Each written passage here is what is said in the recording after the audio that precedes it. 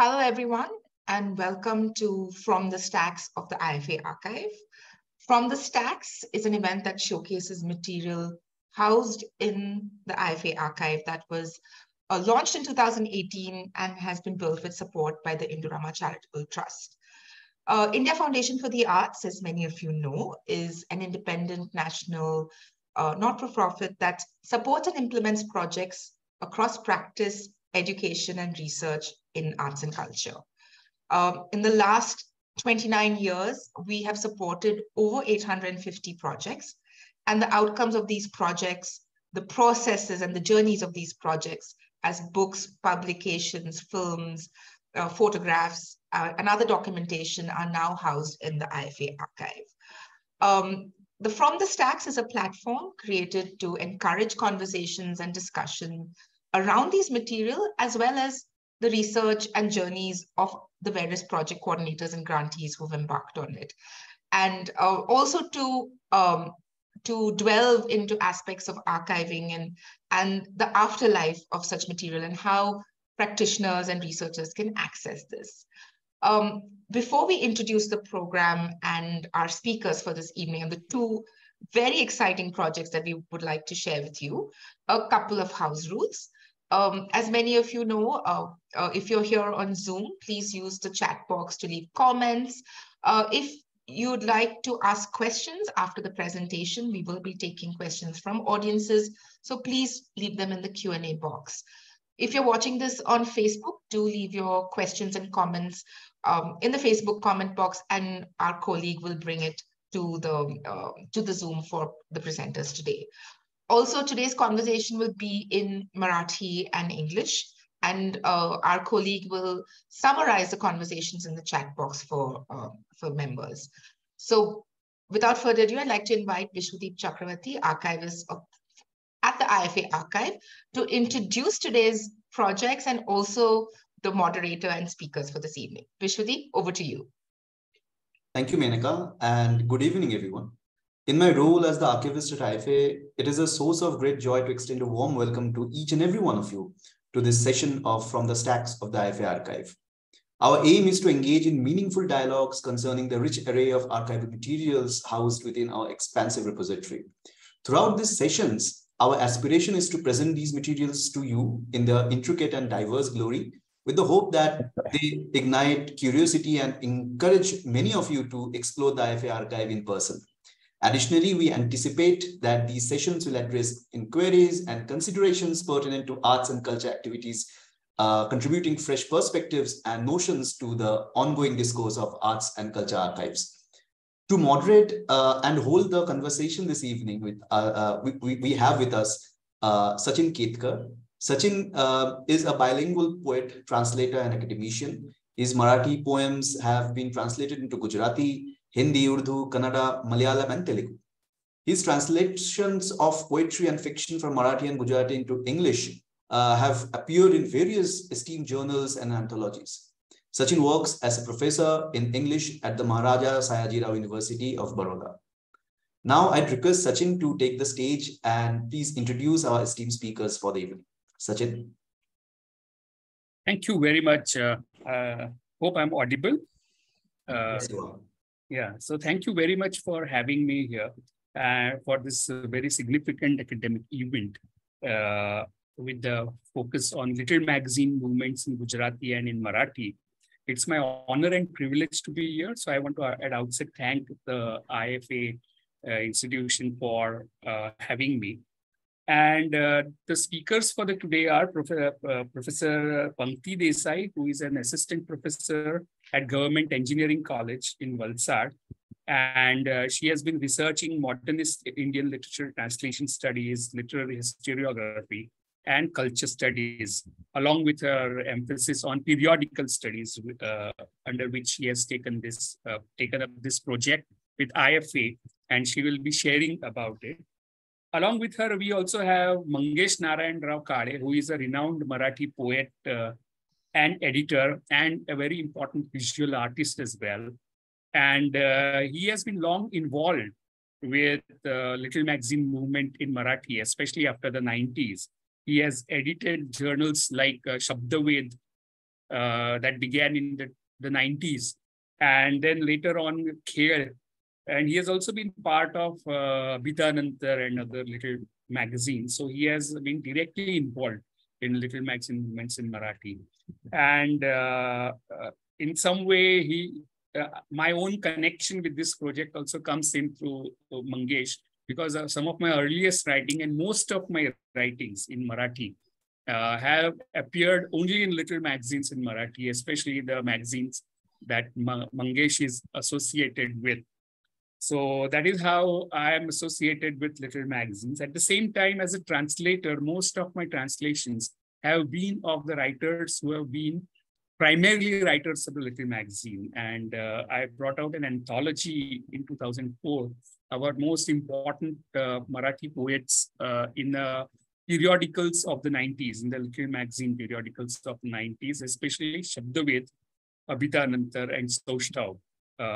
So these were the my engagements. And as somebody who is based in Gujarat, I have also been part of Gujarati little magazine or non-mainstream magazines like Gadya Parva and Sahacharya.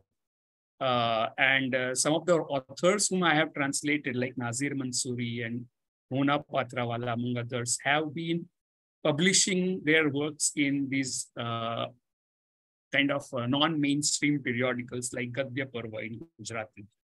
And as a researcher and academician, I was also, I organized a national seminar on theorizing little magazine movement some 5 years ago, where the current speakers, Pankti Desai and Mangesh Kale, both were speakers, and it was our fortune to have both of them with us. And probably that is the beginning of the project for Pankti Desai.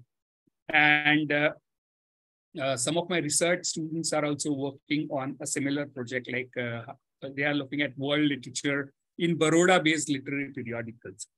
So one of the reasons why today's event is very important is because modernist studies after 90s, or maybe in the beginning, at the turn of the 21st century, have seen a resurgence, especially with globalization, where modernism is no longer seen as a Western phenomena, but people are exploring the global roots and global connectivities of modernism as a movement.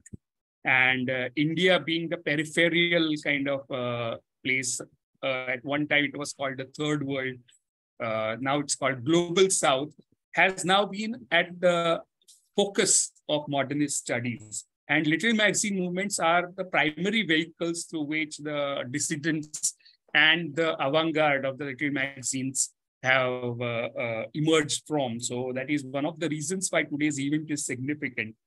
And the second reason is, with the 21st century, we saw a digital turn in the study of humanities and in periodical studies, where digital archives of periodicals, including little magazines, started emerging from Global South, like our location. And with all this broad context, I want to now invite Dr. Pankti Desai to share her own research on Gujarati little magazines, which has been extremely prominent because she has built a huge archive of little known or lesser known periodicals, which will help us to rewrite and rethink history of modern Gujarati literature, I'm sure. So we will first start with Dr. Pankti Desai's presentation, followed by Mangesh Kale's discussion on little magazine movements of the 60s, as well as his own generation of the 90s. So let us begin with Dr. Desai sharing her views on and sharing her project with all of us. So thank you, sir. Please come in. Yeah. First of all, I want to express my gratitude to the India Foundation for the Arts for this research grant, which has enabled me to document 7 Gujarati little magazines digitally as well as orally, and to conceptualize it to an extent. I would also like to extend my appreciation to Tanveer Agency for his feedback and entire IFA team for their support during the course of this grant. The present project deals with the emergence and decline of culture of dissent in Gujarati little magazines, namely Sangna, Sandar, Yahoo, Drown Drown, Who, Akrosh, and Kado Suraj. All the 7 magazines articulate literary, cultural, social, and political dissent in a unique manner. Second slide. Slide second. Will you please change the slide? Yeah, this is the overview of the presentation, starting from the inception of the project, the research process, methodologies, and fieldwork, to the engagement with the archive. Third and fourth slide is all about the genesis of the project, as Sir has already talked about. In March 2015, Department of English, MSU Baroda organized a seminar theorizing Little Magazine movement, which gave me an opportunity to meet and interact with writers, scholars, researchers, and intellectuals associated with the Little Magazine movement. Renowned Gujarati poet and painter and art critic, previous slide, Ghulam Muhammad Sheikh's presentation on the cover pages of the Little Magazine Drishtik, and Sandeep Datta, the next slide, his archive of Bengali Little Magazine, inspired me to continue working on Gujarati Little Magazines. Since then, I started working on Gujarati Little Magazines as an individual project, but it was neither focused nor methodologically sound. I had only 1 or 2 books for reference, and based on them, I made a list of nearly 25 magazines, started visiting major libraries, interacting with writers, poets, and professors of Gujarati literature in search of them. It made me acutely aware that most of the libraries do not have archive of little magazines. A few little magazines have been preserved in the Forbes Gujarati Sabha. Next slide. Mumbai, Chimanlal Mangaldas Library, Gujarati Sahitya Parisad, Ahmedabad, and Gujarat Vidyapith Library, Ahmedabad. But the complete archive of particular magazine was not available. I think before we move ahead, it would be interesting and fruitful to know what is Little Magazine. They are widely perceived as anti-establishment, as they publish experimental and non-conformist writing of relatively unknown writers, and that they are usually non-commercial in their outlook. However, the problem of defining little magazines remains a complex one. The emphasis on unconventionality, innovation, and non-commercial outlook places the little magazine at odds with the mainstream magazines, as well as the dominant and hegemonic cultural outlook and conventions of the given historical period. The little magazines often reveal anti-establishment stance in terms of ideology and poetics, also making them central to articulation of cultural disputation and dissent. Next slide. During 1960s, next slide, please. During the 1960s and 1980s, a significant number of little magazines emerged in India, including Gujarat, reflecting the bourgeois counterculture of the time. The decade proliferated with little magazines in different languages of India. In Bombay Moderns, Anjali Nerlikar has discussed English little magazines. Aryanil Mukherjee has discussed about Bengali little magazines, and Mangesh Kale has discussed Marathi little magazines.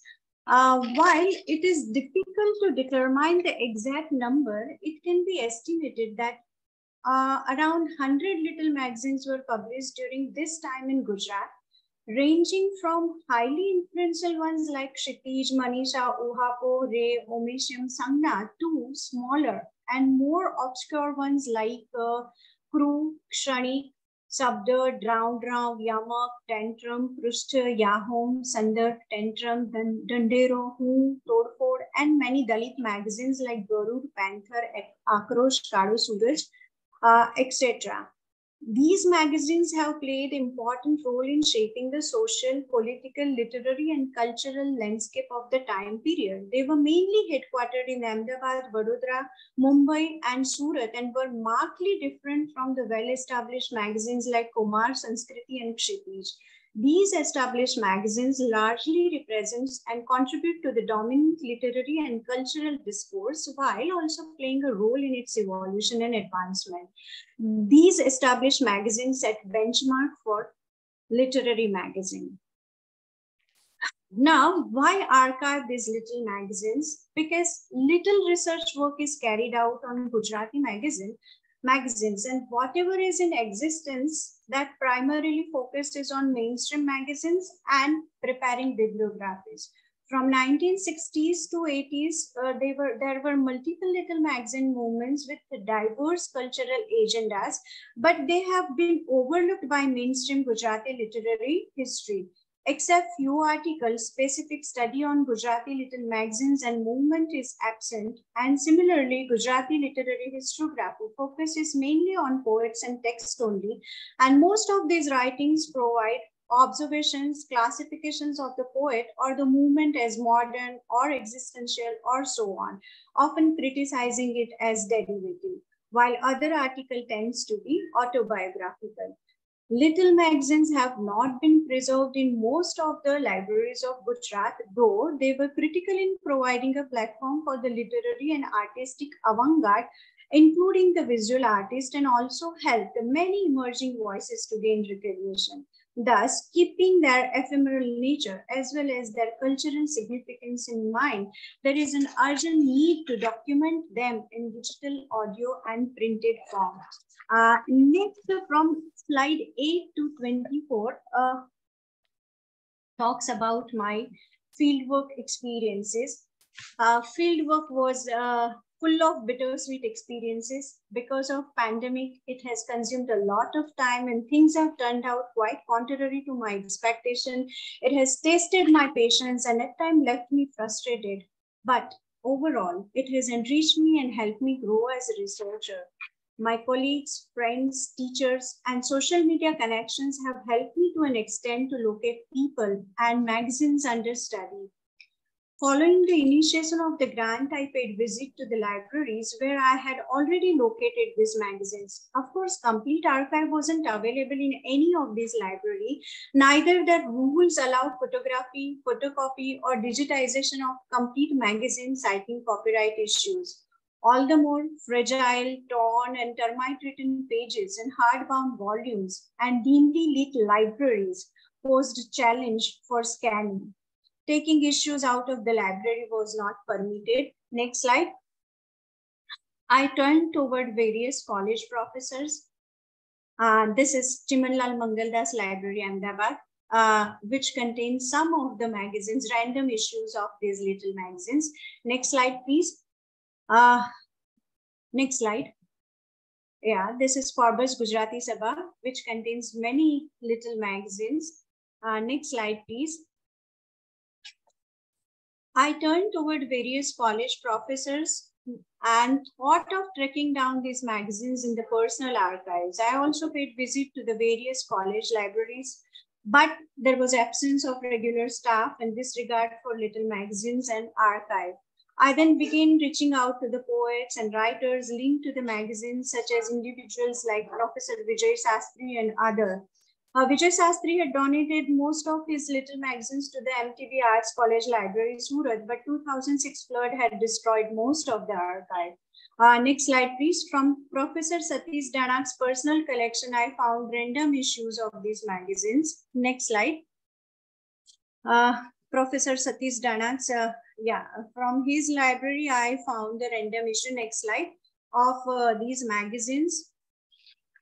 Professor Madhu Kothari couriered me available issues of Drown. Next slide.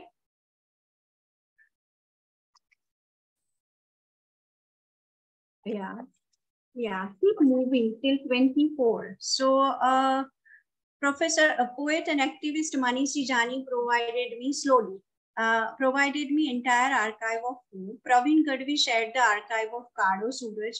Poet and activist Sarup Dhruv lent me Jetalpur issue of Akros. Dalpat Chauhan gave me an issue of Akros. And fortunately, Malti Jani, wife of the previous one, Malti Jani, wife of Jyotish Jani, editor of Sangna, lent me most issues of the magazine. Poet Prabodh Parikh gave me issues of Sandar, but finding issue of Yahom proved a challenging task. One issue I had located at Forbes Gujarati Sabha and few more I found from Ketan Rathod and Double Rathod. I'm grateful to all these people. Once the archive is ready, I focused on taking interviews of the poet and writers associated with these magazines. Please turn the slide, please. I conducted an extensive interview with, next slide, that is with the interview oral history. Next slide, please. Next. Next, please.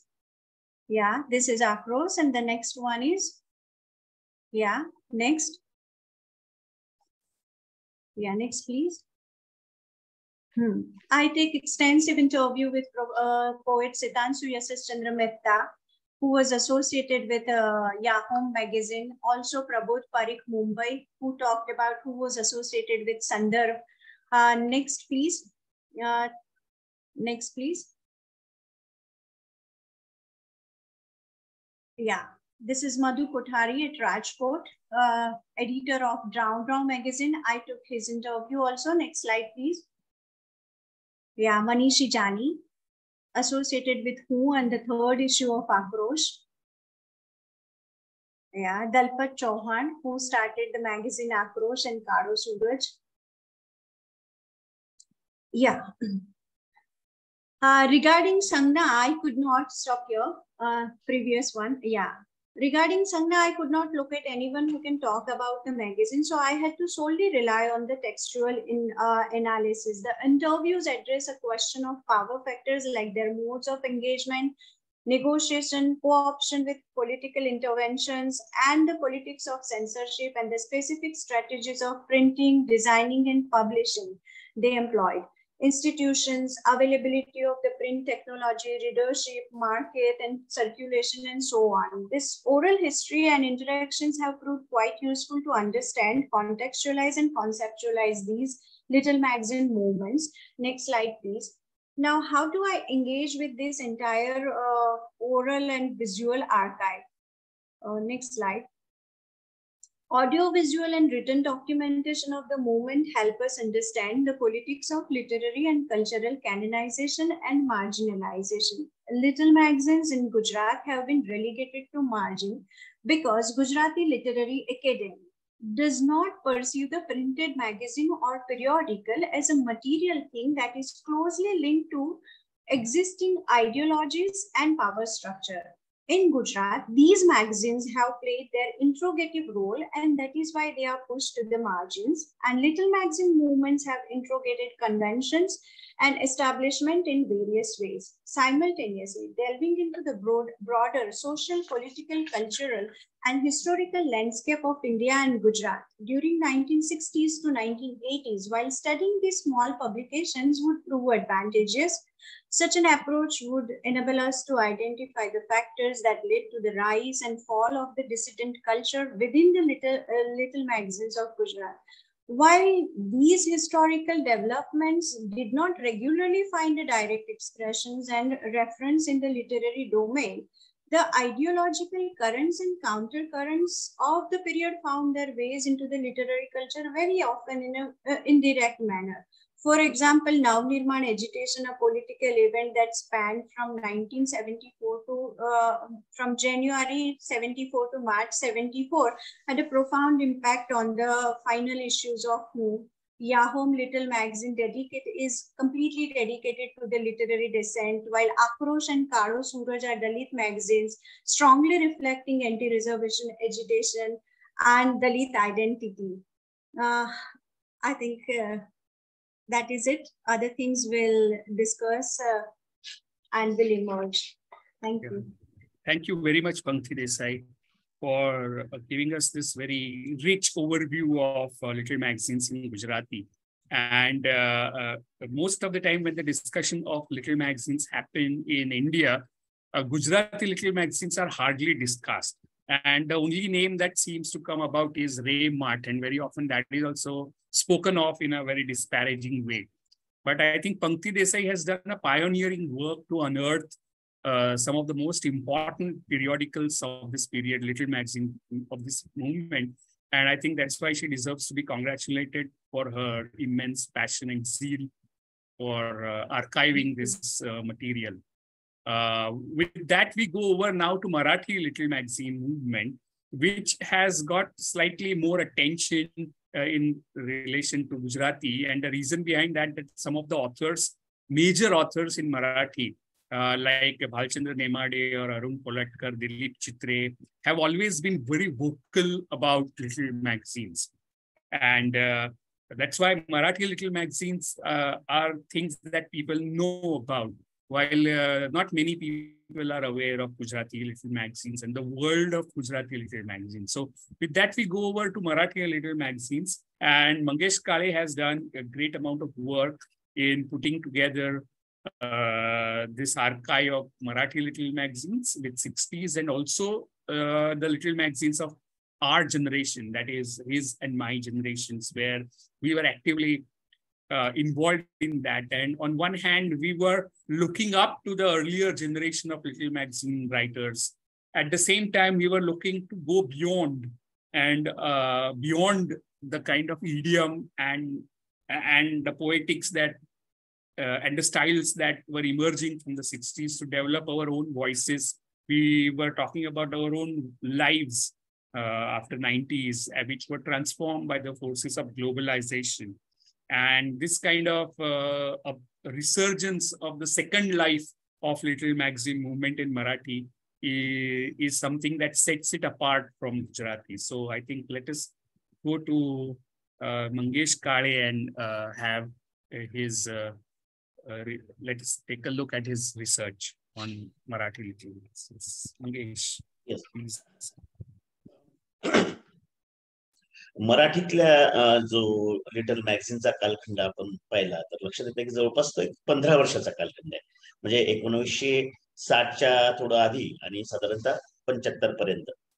तर पहिल्या टप्प्यामध्ये आपल्या असं लक्षात येतं की एक प्रयोग म्हणून किंवा एक काहीतरी वेगळं करण्याच्या याच्यामधून काही एक 3-4 नियतकालिक सुरू झाली. म्हणजे शब्द हे पहिलं लिटल मॅगझिन मानलं जातं. पण अगदी म्हणजे त्यावेळेस प्रिंटिंगच्या सुविधा नसल्यामुळे सायक्लोस्टाईलने सुद्धा काही निघालेले चक्रमुद्रित, म्हणजे शब्दाचा जो अंक सुरुवातीला निघाला आय थिंक 1955 मध्ये, तो चक्रमुद्रित स्वरूपाचा होता. किंवा त्याच्यानंतर दिशा निघालं ते मुद्रित स्वरूपात, ते मला वाटतं 1955 ला निघालं. नंतर मग नवे लेखन आहे, रूपगंध आहे, रूप आहे, रंग आहे. तर ही जी 4-5 मी नियतकालिकाची आणि लिटल मॅगझिनची नाव घेतली, ही साधारणतः 60 पर्यंतची, म्हणजे 55 ते 60-61 पर्यंतची ही. तर या सगळ्यामध्ये असं कोणतंही आपल्याला दिसत नाही की ते बंडखोरी करून आलेलं आहे किंवा ज्याच्यामध्ये विरोध आहे, ज्याच्यामध्ये काही प्रतिरोध आहे, असं नाहीये. तर एक वेगळ्या पद्धतीचं आपल्याला ते काढायचंय, एक त्याच्या मागे असा उद्देश आहे. पण त्याच्यावर असं पण लिटल मॅगझिन म्हणावं असे कुठलेही त्याचे संदर्भ आपल्याला लागत नाही. पण मराठीतल्या लिटल मॅगझिनच्या याच्यामध्ये आपल्याला 2 पिरियड्स बघायला लागतात. म्हणजे साधारणतः सुरुवातीचा हा जो मी म्हणालो की 1955 ते साधारणतः 60 पर्यंत 61 पर्यंत, तर ती जी आहे ती फक्त आकाराने लहान आहेत. म्हणजे लिटल मॅगझिन आकारात आहे, विचारात नाहीये.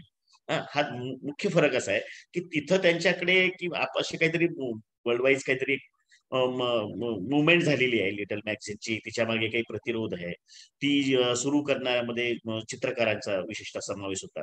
म्हणजे असं म्हणतो की आपण जी दादाई चळवळ झाली फ्रान्समध्ये, तर त्या चळवळीचा एक मोठा भाग होता लिटल मॅगझिन जी लिटररी स्वरूपात सुरू झाली, तर तो एक रेटा त्यामागे होता. तर तसं काही मराठीतल्या पहिल्या या 4-5 लिटल मॅगझिन मध्ये आपल्याला दिसत नाही. फक्त ते आकाराने लहान आहेत म्हणून त्याला लिटल मॅगझिन म्हणावं, इतकंच फार तर त्यांच्याशी म्हणता येईल. पण नंतरच्या टप्प्यात म्हणजे साधारणतः 61-61 नंतर आपल्याला जे दिसतं की विशेषतः अथर्व, अशोक शहाणे हे मराठीतलं या संदर्भातलं एक अतिशय महत्वाचं नाव आहे. यांचा बंगालीशी चांगला संबंध, म्हणजे बंगाली भाषेशी वर प्रभुत्व असल्यामुळे किंवा त्या भाषेशी कनेक्ट असल्यामुळे यांना बंगालीतला साहित्य व्यवहार नीट माहित होता. कदाचित म्हणजे त्यांनी ते कुठेही कबूल केलेलं नाही किंवा त्यांनी म्हटलेलं नाही की मला माहित होतं. उलट त्यांनी असं म्हटलं की त्यांनी डिनायच केलं की नाही, याचा चळवळीशी माझा काही संबंध नव्हता. पण पहिला एक अंक अथर्वचा निघाला आणि तो एकच अंक निघाला. त्याचं कारण असतं की त्याचे जे पाठीराखे होते त्याच्यासाठी मग या सगळ्या मुवमेंटमध्ये नावं पण वेगवेगळी नेमल्या गेली. जसं आपण त्याला एडिटर म्हणतो, संपादक म्हणतो, काही ठिकाणी काही लोकांनी कारभारी असा शब्द वापरला, काही ठिकाणी आयोजक, अशी शब्द जी आहेत ती वेगवेगळी वापरली. पण हा जो होता अथर्वचा अंक, हा ज्या प्रेसमध्ये छापला जायचा त्यांच्या काही अडचणींमुळे तो एकच निघाला. आणि अशोक शहाणेंनी मग त्यानंतर जे सुरू केलं ते असो. हा मला असं वाटतं की मराठी लिटल मॅगझिन ज्याला आपण म्हणतो किंवा म्हणू शकतो, अशातला एक अतिशय महत्वाचा अंक आहे. तो महत्वाचा यासाठी आहे की लिटल मॅगझिनचे जे कंटेंट आहेत, ज्याला आपण म्हणतो की तो आकाराने लहान असावा, त्याची निघण्याच्या वेळा फारशा रेग्युलर नसल्या तरी चालतात, त्याच्यामध्ये नवीन लोक विशिष्टाने येत आहेत, की जे एस्टॅब्लिश नाही आहेत अशा लोकांना तिथं स्थान आहे. अर्थात तिथेही काही एस्टॅब्लिश नावं छापलेली आहेत, पण तिथं तो समन्वय दिसतो की नवीन आणि जे आहे एस्टॅब्लिश आहेत असं. त्यामुळे मला असं वाटतं की हे असो जे आहे त्याचे जवळजवळ एक 18 अंक आपल्याकडे आहेत, म्हणजे उपलब्ध आहेत म्हणण्यापेक्षा त्यांनी 18 अंक प्रकाशित केलेले आहेत. आणि अजून एक कॉमन गोष्ट अशी लक्षात येईल की ही सगळी जी अंक आहेत, म्हणजे मराठीतली जी अधिकृत आकडेवारी आहे, जी अबकडई नावाचं जे मराठीतलं अतिशय महत्वाचं मी लिटल मॅगझिन मानतो व्यक्तिशः, त्याचं चंद्रकांत खोत नावाचे एक अतिशय महत्वाचे लेखक आणि संपादक, तर त्यांनी अबकडई नावाची जी काय केली, त्यात त्यांनी एक यादी प्रकाशित केली होती की मराठीतली अधिकृत असं म्हणूया की लिटल मॅगझिन किती आहे, तर ती संख्या 23 आहे. तर त्यांची मी काही नावं तुम्हाला एक सांगतो. म्हणजे शब्द, दिशा, नवे लेखन, रूपगंधा, रूप, रंग, ह्या पहिल्या टप्प्यावरची. आणि ज्याला आपण सेकंड पेज म्हणूया, त्यामध्ये अथर्व, असो, आता, भारूड, हेमा, अक्षरे, फक्त, टिंब, तापसी, येरू, वाचा, कावळा, दैनिक चक्रवर्ती, शब्द, सनविवी, श्री शब्द आणि अबकडई. याशिवाय काही अजून काही नावं आहेत जी जी मला मिळू शकली नाहीत पण जी निघालीत. यातला अजून एक महत्वाचा फरक असला पाहिला पाहिजे की मराठीमध्ये जी काही महाराष्ट्रामध्ये जी काही लिटल मॅगझिन मुवमेंट झाली ती मुंबईत झाली. म्हणजे महाराष्ट्राची म्हणण्यापेक्षा मुंबईची लिटल मॅगझिन चळवळ म्हटलं तरी चालेल, इतका त्याच्यातला जो सहभाग आहे मराठी लिटल मॅगझिनचा तो मुंबईतला आहे. आणि मग औरंगाबाद मधून नंतर म्हणजे भालचंद्र नेमाडे मुंबईत असताना आसोमध्ये शहाण्यांच्या सोबत दिसतात, पण तिकडून ते औरंगाबादला गेल्यानंतर मग त्यांनी तिथून हे सुरू केलं, वाचा सुरू केलं. तर तो एक अपवाद असेल. किंवा मग तिकडे कराड सारख्या ठिकाणावरून किंवा विदर्भातून वसंत आबाजी डहाके, जे आज मराठीतले एक अतिशय महत्वाचे कवी आहेत, चित्रकार आहेत, लेखक आहेत, त्यांनी एक अंक काढलेला. तर असे काही अपवाद सोडलेत तर महाराष्ट्रातलं मराठी लिटल मॅगझिन मुवमेंट म्हणण्यापेक्षा ती मुंबई शहरातून सुरू झालेली लिटल मॅगझिन मुवमेंट आहे असं म्हणता येण्या इतपत त्यांचा वाटा मुंबईचा मोठा आहे. आणि या सगळ्या अनियतकालिकांचं स्वरूप म्हणजे सुरुवातीला मी जे म्हटलं की पहिल्या 5 ह्याच्यामध्ये अगदी मंगेश पाडगावकर पण छापलेले पहिल्या फेजमध्ये. कारण ते जे करतेत या लिटल मॅगझिनचे, त्यांच्या डोक्यात एस्टॅब्लिशला विरोध हा शब्दच नाहीये किंवा तशी संकल्पना पण नाहीये. एस्टॅब्लिशमेंटला विरोध आला तोही कुठे आला, मराठीतल्या लिटल मॅगझिन मध्ये पण फारसा आलेला नाही. तो आला दलित मुवमेंट मधून आला. म्हणजे विशेषतः राजा ढाले हे एक अतिशय महत्वाचं नाव आहे की जे दलित मुवमेंटचे संस्थापक पण आहेत, जे दलित चळवळीचे ज्यांनी त्या खऱ्या अर्थानं मराठीमध्ये एकूणच महाराष्ट्रामध्ये सामाजिक आणि सांस्कृतिक दृष्ट्या जी एक मुवमेंट राबवली, त्यांचा प्रत्यक्ष लेखक म्हणून सहभाग असलेली. म्हणजे आता मराठीतली जर आपण याच्यातली बरीचशी नियतकालिकं पाहिली, लिटल मॅगझिन पाहिली सॉरी, तर त्याच्यातली दैनिक चक्रवर्ती असेल किंवा तापसी असेल, येरू असेल, अशी बरीचशी आहेत ज्याचे करते राजा ढाले किंवा सतीश काळसेकर आहेत.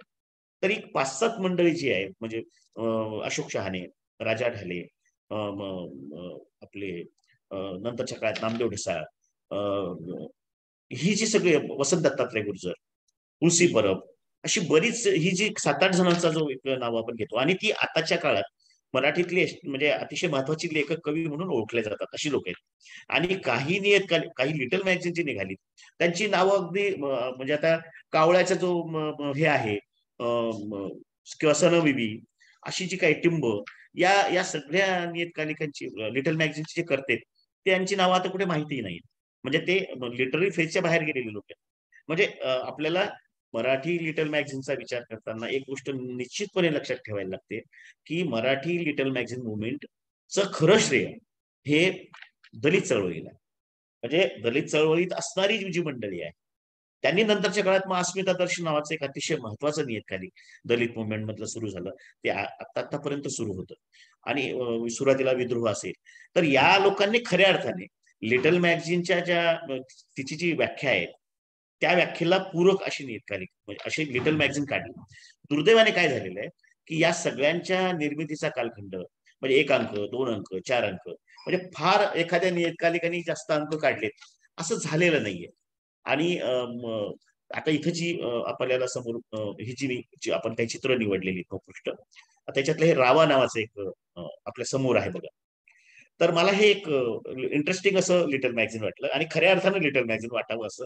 त्याचा अगदी छोटसा अगदी साईज 1/16 ज्याला असं म्हणू की आपल्या तळहातावर मावेल अशा पद्धतीचं.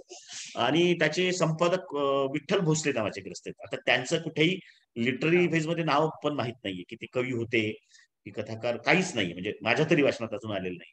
आणि त्यांनी एकूण 10 अंक केलेत.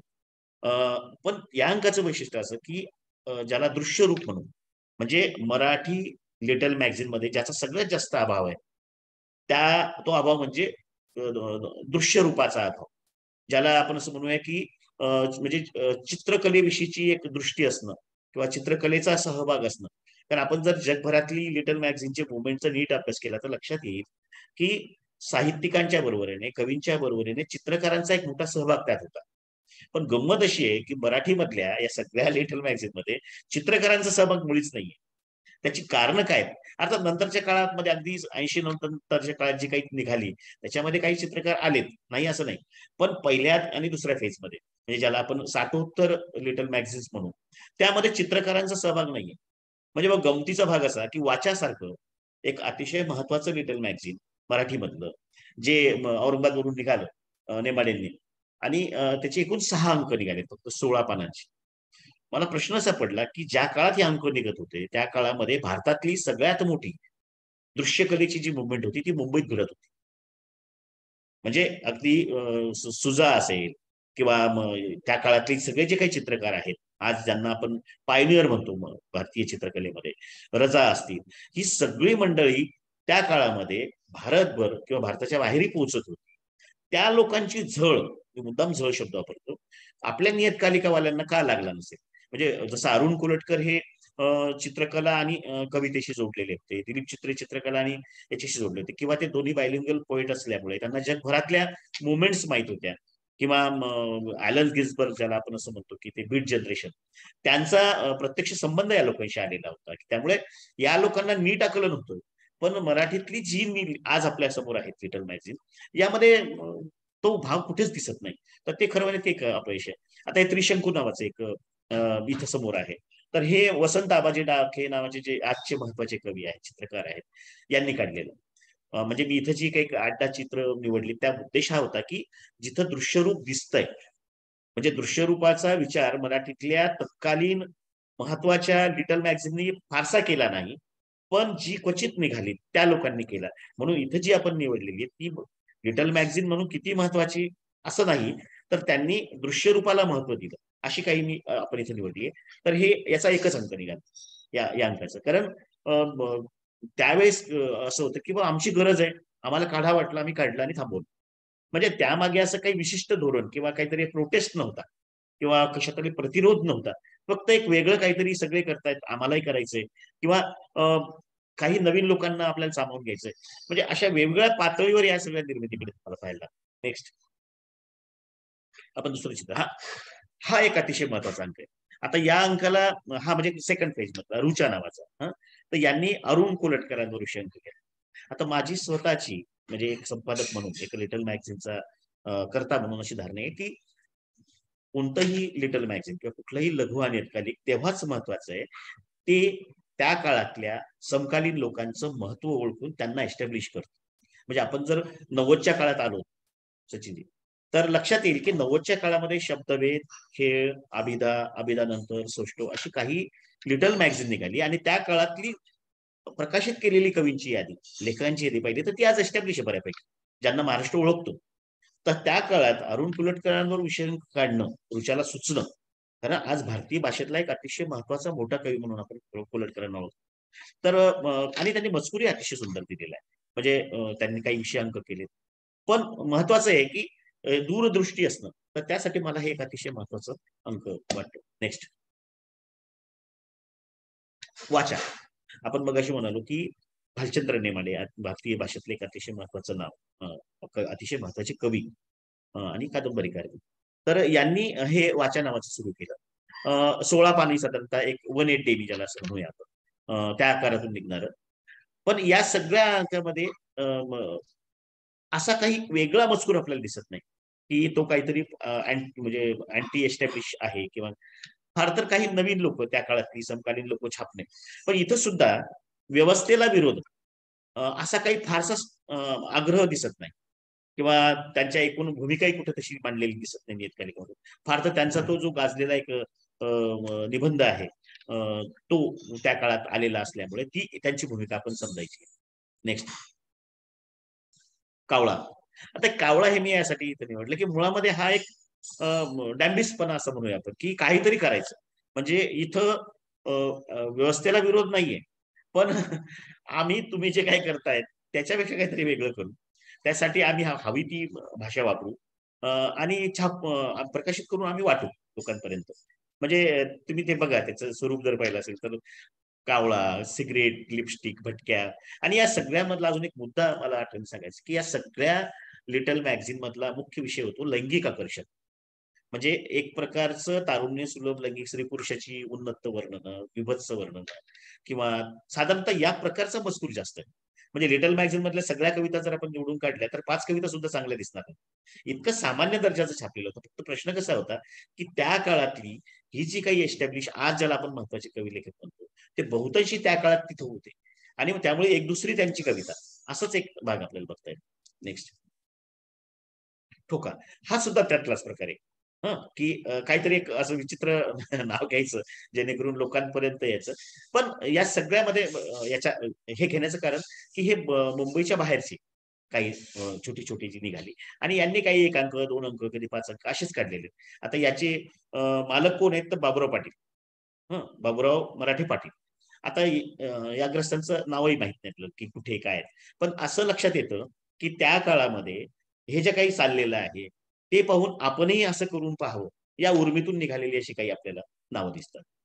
नेक्स्ट, संवाद. आता हे एक शिस्तीतलं बघा, म्हणजे एक अतिशय चांगली मांडणी, चांगल्या पद्धतीचं हे, पुन्हा त्यातले बऱ्यापैकी आज ज्यांचे वेल नोन नाव आहेत अशा लोकांचं साहित्य घेऊन निघाले. इथं इथं तुम्हाला ती मुखपृष्ठाची दृष्टी दिसते, ते चित्रकलेची दृष्टी दिसते, आणि हे बऱ्यापैकी वेल नोन झालं. नेक्स्ट, तापसी. आता याच्यावर बघा काय केलेलं आहे की तापसी अंक पहिला आणि शेवटचा म्हणजे ठरलेलं आहे की बाबा आम्हाला हे आम्ही एकच काढणार आहे. म्हणजे इथं कुठेही तुमचा हा विचार नाहीये की आपण एस्टॅब्लिशमेंट लढा म्हणून काढतोय. आता याची जन्मकथा अशी आहे की मला वेळेचं सांगा. याची जन्मकथा अशी आहे की महाराष्ट्र टाइम नावाचा जो मराठी न्यूजपेपर आहे याने त्या काळामध्ये मराठी कवितेवर एक सलग चर्चा सुरू ठेवली, काही कवी छापले, आणि त्याचा एक गदारोळ बऱ्यापैकी झालेला होता, मतमतांतरी होती. तर त्याला काही उत्तरं द्यायची, पण ती महाराष्ट्रामध्ये छापून आलेली नाहीत किंवा येऊ शकली नाहीत किंवा त्यांनी छापली नाहीत. अशा कुठल्या तरी कारणाने त्या ज्या प्रतिक्रिया आहेत त्या प्रतिक्रिया म्हणून छापलेला अंक आहे. म्हणजे याचे कर्ते आहेत राजा ढाले आणि सतीश कळसेकर. तर प्रतिक्रिया म्हणून सुद्धा हा अंक निघालेला, म्हणजे याचा साहित्याशी काही संबंध, म्हणजे व्यवस्था असा काही संबंध. नेक्स्ट, तर आपल्याला मराठी लिटल मॅगझिनच्या याच्यात लक्षात आलं पाहिजे की 15 वर्षाचा कालखंड आहे, आणि या 15 वर्षाच्या कालखंडामध्ये साधारणतः 23 आणि अजून काही 5-6 धरले तर साधारण 30 अंक निघालेले आहेत. त्यापैकी 4-5 अंक असे आहेत, विशेषतः मी एक उल्लेख विसरलो होतो, म्हणजे अबकडई चंद्रकांत खोत नावाचे जे एक लेखक होऊन गेले, अतिशय ज्याला असं म्हणूया की समंजसपणे काढलेले, ज्याला नीट जाणीव आहे, जगभरात कलेविषयीची माहिती आहे. विशेषतः त्यांच्या दुसऱ्या पर्वामध्ये त्यांनी अबकडईचा दिवाळी अंक दरवर्षी काढायचे. महाराष्ट्रात ती प्रथा आहे की दरवर्षी एक अंक काढायचा, ज्याला आम्ही दिवाळी अंक म्हणतो. तर त्या काळामध्ये जवळजवळ सलग 10 ते 15 वर्ष म्हणजे अतिशय मोठ्या प्रमाणावर खपणारा, अतिशय मागणी असणारा अशी ती सगळी ही होती. आणि त्याच्यामध्ये अबकडीचं योगदान फार महत्वाचं आहे. हा जातकही यात एक अतिशय महत्वाचा अंक आहे. तर सचिन, आपण बोलू.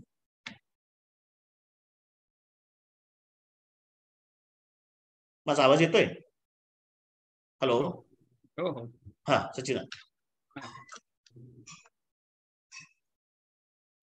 हॅलो. हा. Abar Mangesh. Mangesh has given a historical overview.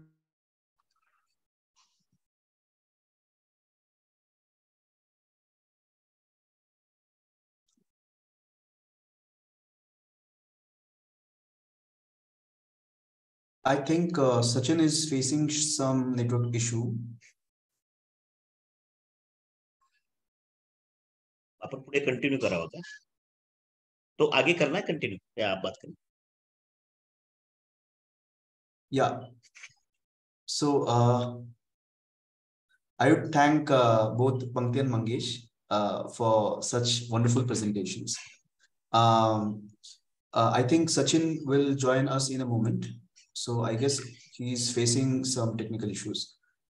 So let me ask you one question. So Mangesh, you आपने कहा कि इन बंगाल में जो लिटिल मैगजीन मूवमेंट था उससे काफी प्रभावित हुआ मराठी लिटिल मैगजीन्स. सो क्या किसी भी तरह से गुजराती और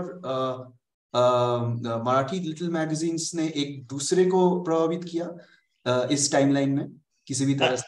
नहीं, अगर जैसे देखा जाए ना, जैसा कि बंगाल हिंदी बेल्ट जो है, हिंदी भाषा, तेलुगु और गुजराती, तो ये 4 या 5 लैंग्वेज में लिटिल मैगजीन जैसे ये हुए, तो उससे सबसे ज्यादा जो इम्पोर्टेंट है या जिसमें हम बोल सकते हैं, तो बंगाली लैंग्वेज में सिर्फ लिटिल मैगजीन ही नहीं. हेलो. हाँ हाँ, सिर्फ लिटिल मैगजीन नहीं, तो पूरे ओवरऑल जितना मराठी लैंग्वेज का लिटरेचर है, जैसे कि नॉवेल्स है या पोएट्री है या नाटक है, ये सारे इसमें सबसे ज्यादा प्रभावित मराठी भाषाई लेखक हुए हैं तो बंगाल से हुए. तो ये कहीं तो भी हम कह सकते हैं कि बंगाली लिटिल मैगजीन की जो मूवमेंट थी उसका पता अशोक शहाने जी जो फाउंडर लिटिल मैगजीन के ये है करता धरता, उनको पता था, क्योंकि वो अच्छी तरह से बंगाली भाषा से वाकिफ थे. उसका उन्होंने ट्रांसलेशन भी बहुत सारे किए, अच्छे लेखकों के बारे में भी बताया. तो ये कह सकते हैं कि बंगाली का प्रभाव महाराष्ट्र पे. अभी ये मुझे ज्यादातर मालूम नहीं, लेकिन एक संभावना ये है कि जो मराठी में दलित मूवमेंट हुई या मराठी दलित मूवमेंट से निकले हुए जो मैगजीन्स है, उसमें लिटिल मैगजीन भी है और एस्टेब्लिश मैगजीन भी है, तो इनका बहुत सारा प्रभाव पूरे इंडिया के जो भी लैंग्वेजेस है, जैसे कि हिंदी है, उर्दू, तेलुगु है, तमिल है, या हर स्टेट की जो भाषा है, इसमें इसका सारा प्रभाव गया है. क्योंकि अगर हम आज देखते हैं तो जो लिटिल मूवमेंट शुरू हुई थी बाबूराव बागुल जी के बाद नामदेव देसाई, राजा ढाले, बहुत सारे, अर्जुन डांगरे, बहुत सारे लेखकों ने जिसको एक बड़ा रूप दिया, वो आज पूरे भारतवर्ष में है और इसका प्रभाव हुआ है. तो ये कह सकते हैं कि मराठी भाषा से निकला हुआ दलित मूवमेंट का जो भी था उसका एक प्रभाव गुजराती लिटिल मैगजीन पे दिखता है, क्योंकि इसकी शुरुआत मराठी में हुई. अच्छा. Pankti, do you want to say something on this regarding? I do find a kind of connections between different language periodicals, little magazines particularly, because when I archived entire Ray movement, you find one section entirely dedicated to the new poetry writing kind of, and Pawan Kumar Jain was editing that section. And that was in English, and there you will find Arvind Krishna Mehrotra's poem also, and Dilip Chitre also. And many Western poets also. So I see that I won't say that this was influenced by this, or because 60s to 80s, you find so many little magazine movements over the world, not only in India. Right. So a kind of connection is always there. And initially in 60s, in 1960s, after Maha Gujarat Andolan and all that, Maharashtra and Gujarat separated. So there was much interactions between the poets, and all was going on. So there was, I think, a kind of interconnectedness was there. Right. So Menaka, sure. And Pankti, while till Sachin comes and he, I was curious to know, because Sachin said that your work was quite pioneering. So did you see particular patterns? Of course, Mangesh is talking about Dalit movements and the influence that Little Magazine had on the Dalit movements nationally. But from what you have archived, you've started to archive, and I know it's a long journey for you. If you could share a little more on some of the things that you've observed.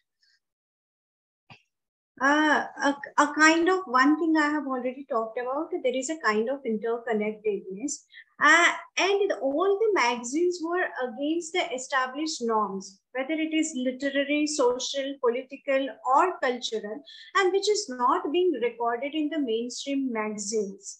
For example, in the these magazines which I have taken up, they were mostly against Kumar, Sanskriti, and Kshitij. Of course, Kshitij was mainstream magazines like modernist magazines like Satyakatha in Marathi. But Kumar and Sanskriti, they lasted for a very long period, and they were trying to groom the poets, and the poets who do not write in meters. And who explicitly, I think so, he also talked about that explicit sexual imageries and all that. That was not acceptable in the established magazines, which you will find that coming from the elite class to coming to the everyday life or day-to-day life, even the language, even the local, the kind of addas where these little magazines started evolving, and together like-minded people. So in Gujarati, it is mainly said that it is Banya and Brahmins literature and all that. So from there, the Little Magazine has brought the entire elite class, caste and culture and language to the very common and day-to-day life and local. I think that's the and beauty. That is common in all the magazines. Yeah, I was just going to say that's the beauty of the Little Magazine movement, and across all the modernist, I think. Yeah.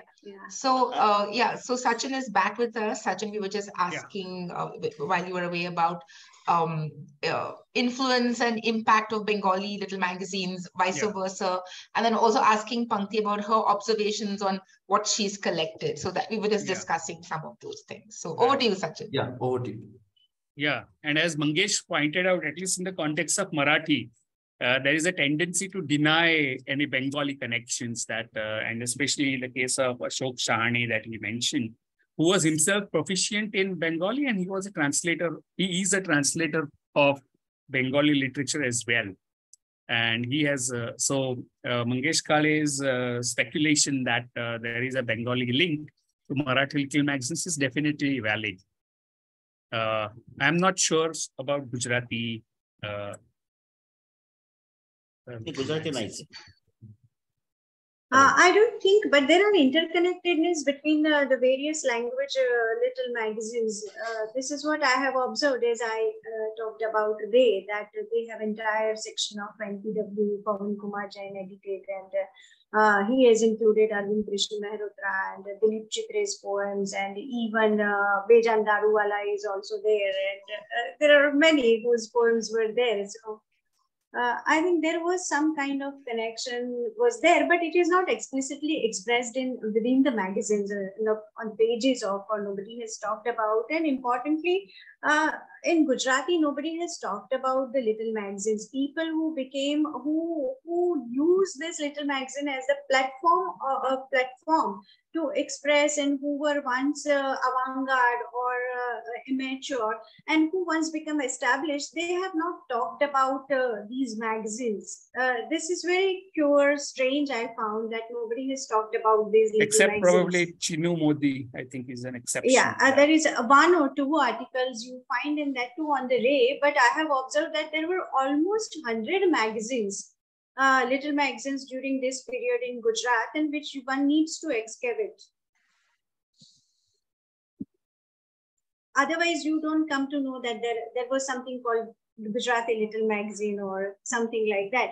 And of course, I think the one entire book published by Manish Ijani and all on the who they have published all the poems in the book form, which has come out. Except that I don't think anybody has talked about, so that you can know that what has happened, and the people, most of the people are no longer available to talk about. And one of the arguments that Mangesh is forwarding is that there is no real anti-establishment position that many of the prominent little magazines in Marathi is taking, except for the Dalit writings and the Dalit writers like Dhale, who were at the heart of many little magazines even before Dalit Panther became a movement. So that is what he is saying. And he says that some of the things have been a kind of to be different, to show how you're different from the others, like Kavra and others which came on the inland or the postcard kind of poetry. And he talked about Tapsi, which was a kind a response to a debate that was happening in the Times of India, and some of the responses were not recorded. So one issue was brought out to articulate these responses to the Times of India debate. That is Maharashtra Times. I'm sorry, Maharashtra Times.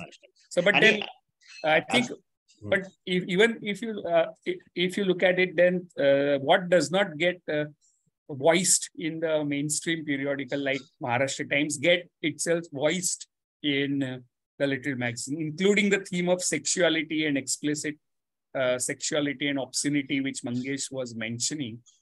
Apart from Little Magazine, nobody would give space to that kind of writing.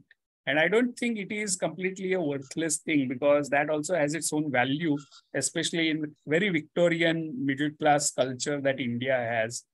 So it has its own value, even if it is looks kind of just gimmicky, but that is itself a dissent in my view. आणि अजून त्याच्यातला एक महत्वाचा मुद्दा असा आहे की या सगळ्या लिटल मॅगझिनचा जो विरोध होता तो सत्यकथा नावाच्या मॅगझिनला होता. म्हणजे यांचा लढा हा वाङ्मयीन होता केवळ, आणि तो एका विशिष्ट विचारसरणीला होता. म्हणजे सत्यकथा नावाच्या मॅगझिनलाच होता. म्हणजे छंद सुद्धा निघत होतो त्या काळात. पुशी रेगेंचं तिथं नेमाड्यांची कविता छापल्या गेल्या, उदाहरण सांगतो. अच्छा. म्हणजे छंदमध्ये नेमाड्यांनी कविता छापली. म्हणजे छंदाची आणि सत्यकथेची प्रवृत्ती एकच प्रवृत्तीची. म्हणजे काहीतरी पर्सनल झालेलं दिसतंय सत्यकथा. नाही, कुठेतरी सत्यकथा मॅगझिन त्या काळात खूप एस्टॅब्लिश होतं. आणि अतिशय महत्वाचं, ज्याने कलेविषयी, साहित्याविषयी, संगीताविषयी अगदी बारकाईने चांगल्या पद्धतीत छापणं, म्हणजे त्यांना चित्रकलेविषयीचं, सिनेमाविषयीचं, नाटक, अतिशय सगळ्या कलांविषयीची माहिती मी छापणार. फरक इतकाच झाला की ते हळूहळू कुठलाही नियमच आहे तो, कुठली गोष्ट एकदा एस्टॅब्लिश झाली की त्यांची मनमानी होते. म्हणजे ते कुठेतरी एका विशिष्ट फ्रेम मध्ये अडकतं. सत्यकथेचा फ्रेम मध्ये अडकणं हा विरोधाचा मुद्दा होता. मग त्याची होळी केली राजा ढाले आणि या सगळ्या मंडळींनी. पण या इथे मध्ये सोशल हे नाहीये, म्हणजे सामाजिक जाणीव ती जी याच्यामध्ये आहे, म्हणजे दलित चळवळीतून आलेल्या मॅगझिन्स मध्ये आहे, ती मुवमेंट, ती जाणीव कुठेच नाहीये. कदाचित गुजराती मधलं जे कालो सूरज वगैरे असेल तर इथं ते बघायला पाहिजे. गुजराती दलित मॅगझिन विषयी कोणती सेड समथिंग अबाउट कालो सूरज अँड आक्रोश. But Gujarati Dalit magazines start very late in comparison to Marathi Dalit magazines. त्याचं कारणच आहे, भारतभरामध्ये जी दलित मुवमेंट सुरू झाली पॅन्थरच्या स्थापनेनंतरच आहे. म्हणजे क्रेडिट गोज टू दलित पॅन्थरच्या इथून विशेषतः नामदेव डसरा सारखा एक मोठा कवी भारतभरात स्वीकारला गेलेला. सुरुवात म्हणजे आर्ट किंवा लिटरेचर मधली त्या अर्थाने सुरुवात झाली ती मराठीत झाली, आणि मग ती व्हाया हिंदी वेगवेगळ्या. आज हिंदीमध्ये दलित लिटरेचर अतिशय महत्वाचं लिहिलं जातं. म्हणजे तुम्ही जर काही पाहिलं त्याच्यावरच्या अतिशय चांगल्या चर्चा छापल्या जातात, त्याच्यावरचं समीक्षेची चांगली पुस्तकं आलेली आहेत. आता इतर भाषांचं नीट माहित नाही, गुजरातीमध्ये काय माहित नाही, पण हिंदीमध्ये आज दलित साहित्याकडे अतिशय गांभीर्याने पाहताना दिसतं. त्या गोष्टीला जवळपास एक 50-60 वर्ष मध्ये गेली. What are the questions that we are on Facebook as well as in this chat box. And so yeah, we have one question for Pankti right now from Mahesh Desai. Mahesh De, sorry. They're asking, what are the findings from your research regarding the process of bringing out Little Magazine? Who are the editors, their sponsorship, contribution of contemporary writers, etc.? So if you could shed some light on what you've observed so far in your research. Yeah, the process of bringing out little magazines, they usually run from the pocket of the editors or the poets. For example, look at the Sanskriti. It was a joint venture of Prabodh Parikh and Sitanshu S.S. Chandra Mehta. So he has talked about, while I took interview and asked such questions to them.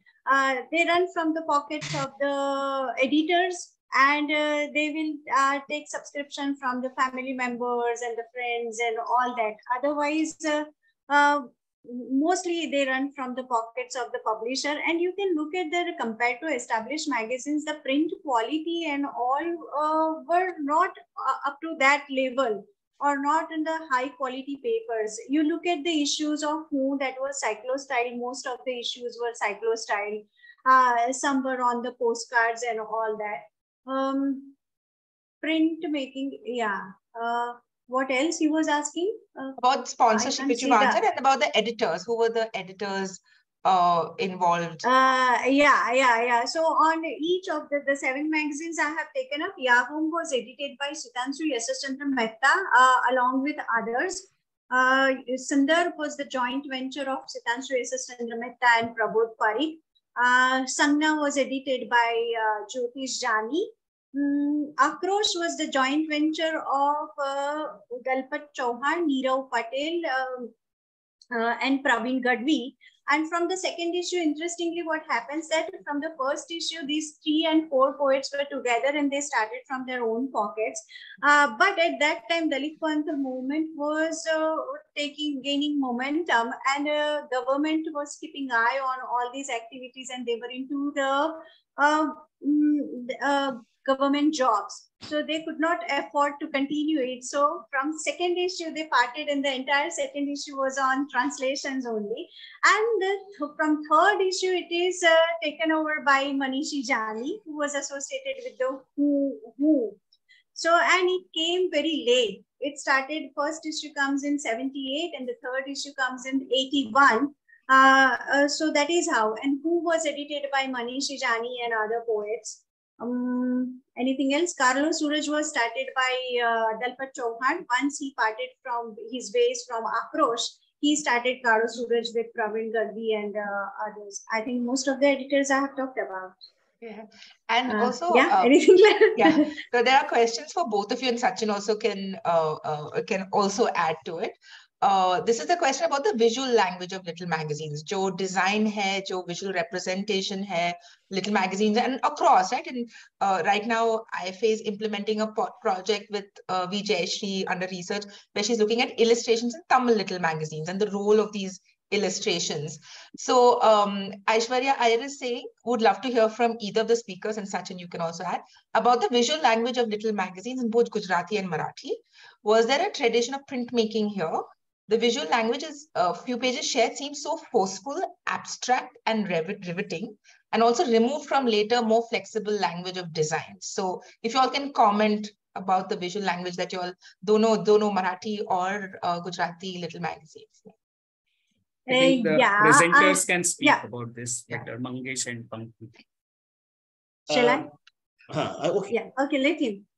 You start. मुळामध्ये मी म्हणजे पहिल्या फेजमध्ये जी काही 5 little magazines आली त्यामध्ये तर हा विषयच नाही, म्हणजे ती एस्टॅब्लिश मधून झाली, त्याचा असाही काही फारसा संबंध नाहीये व्हिज्युअल लँग्वेज. पण नंतरच्या काळातल्या ह्याच्यात सुद्धा एक 4-5 मी जी नावं सांगितली, रावासारखं एक छोटस हे असेल, अपवादाने किंवा अबकडीचे अंक, हे 2 मला विशिष्टाने जाणवलेले की यांना ती व्हिज्युअल लँग्वेज माहिती होती. याचं कारण आहे की काही चित्रकार या मुवमेंट मध्ये होते. म्हणजे उदाहरणार्थ रावाच्या सगळ्या डिझाईनिंग मध्ये रकरू जोशी नावाचे एक महत्वाचे कवी आणि चित्रकार, म्हणजे ज्याला सुलेखनकार, रखरू जोशींचा भारतातला एक अतिशय कॅलिग्राफर. हा. तर त्यामुळे कसं होतं की जिथे दृश्य भाषेतला माणूस आहे तिथं तो विचार झालेला आहे.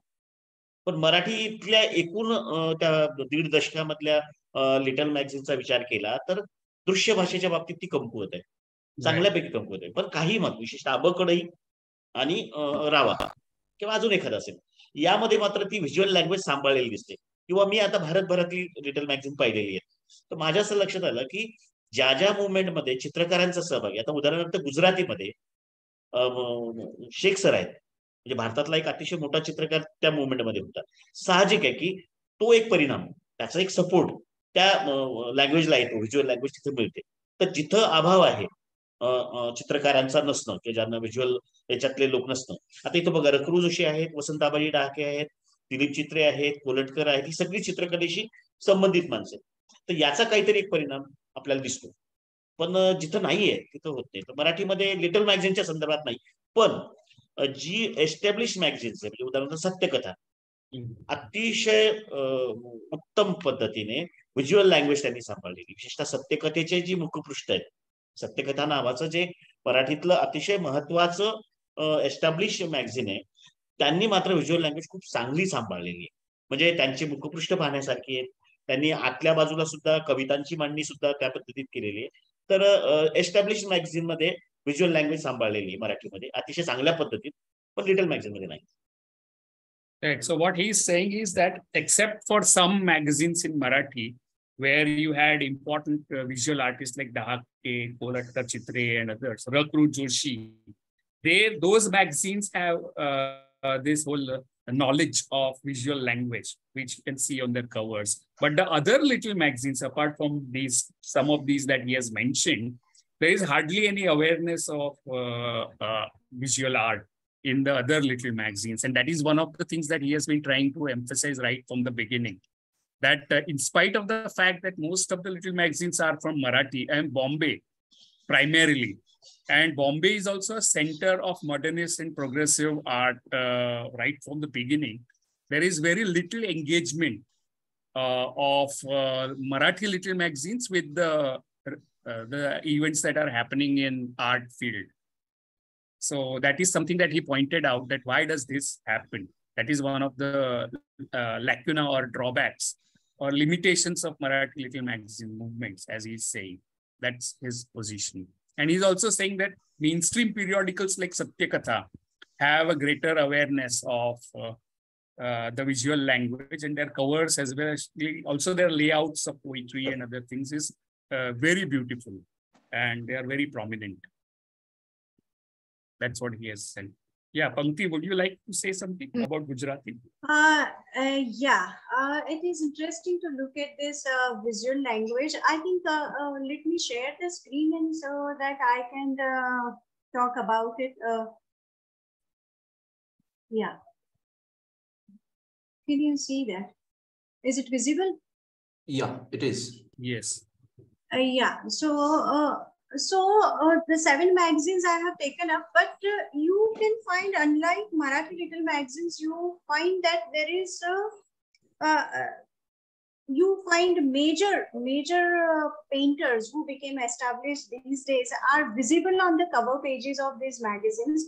Look at Sangna. However, Sangna blurs the boundary of little magazines and big magazines. It is in between these magazines.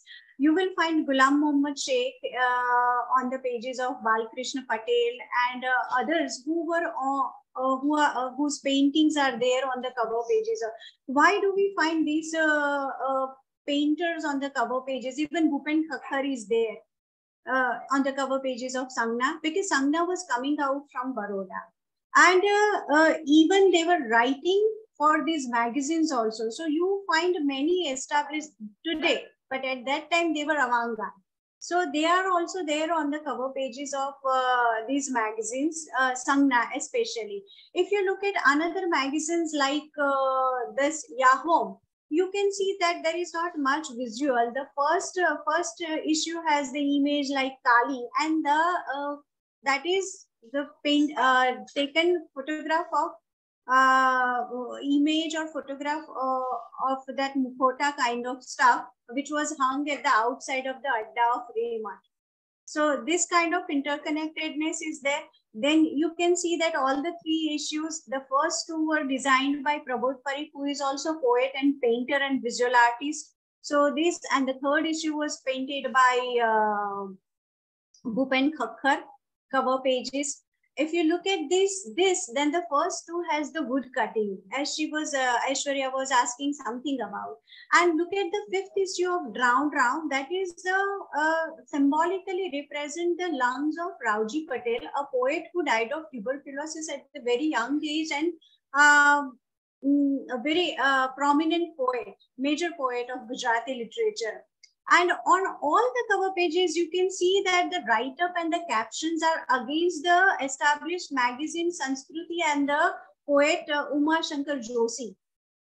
They are criticizing him, and they are saying that, or they are asking, they are telling that don't introduce poets as yourself as poets. You are frogs, and etc. kind of stuff is over there. Very interesting cover pages of Akrosh's third issue. You can say that that represents the incident Dalit that Panther took place at movement as Jetalpur. well. Yeah, Akrosh is a Dalit Dalit Panther Panther movement magazine. Yeah. Yeah, it is. So you can see that the Dalit young man was burnt alive in the Jetalpur. Sakrabai was burnt alive by the upper caste Hindu Patels in the Gram Panchayat office. And this very poignantly tells the role of police, that they have turned their back and resting on their banduk and all, and the people are burning. So this is by Panachand Lunechia. You can see that. And the first issue, even you can see that this was cut and used as something Akrosh, a kind of aggression, and a hand and the face which is represented, but it was just made from the newspaper cutting hand. They cut it from by hand and represented it just like that. Even this is this is taken up from somewhere from a magazine which was representing the Sarika, I think, magazine. So from there, this has been copied. So this is also a Dalit magazine, right? Kalo Suraj. Yeah, and look at this magazine.